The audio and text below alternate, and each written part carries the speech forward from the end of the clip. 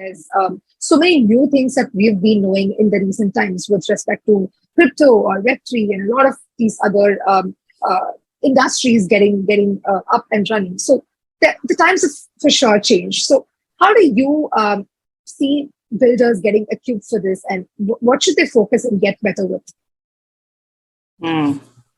Another good question. I think that, like I'm always going to be in the bucket of like, there's no better time to build. And that, we're in a time now where we've seen like the rise of no code, and there's lots of tools that enable builders to get a bit of a head start, even before, they're curious about raising money or any of the other things that are part of that journey of starting a company. I think that there's the internet in general has enabled builders to be able to get things, at a very, like viable very minimal viable like product up and running with very little required to do that. So I think that continues to grow, and you see that the rise of no code and even, as you mentioned, the pandemic and growing communities, and seeing cross-pollination of communities, and seeing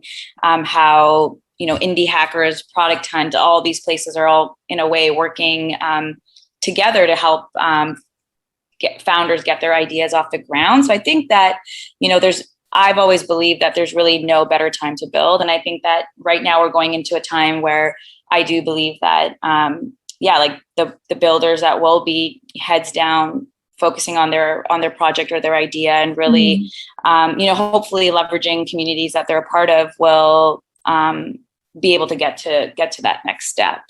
I don't know, Blake, what are your thoughts on some of that?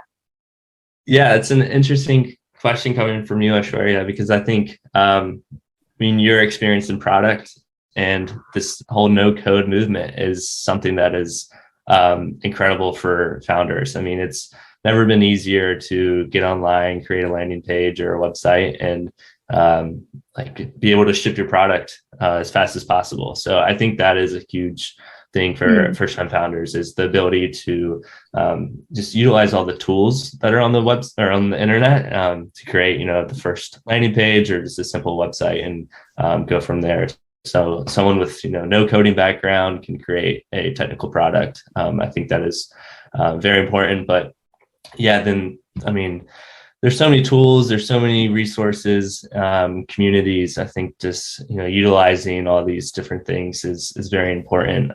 You're out here interviewing founders and giving access to knowledge that, might be impossible to find elsewhere. So, hopping on YouTube and watching a quick video about something that you might not know yet, and learning some SEO or whatever it is, that there's just so many resources out there that have made it so much easier. So just knowing how to utilize those tools and find the right communities to kind of be a part of is very important.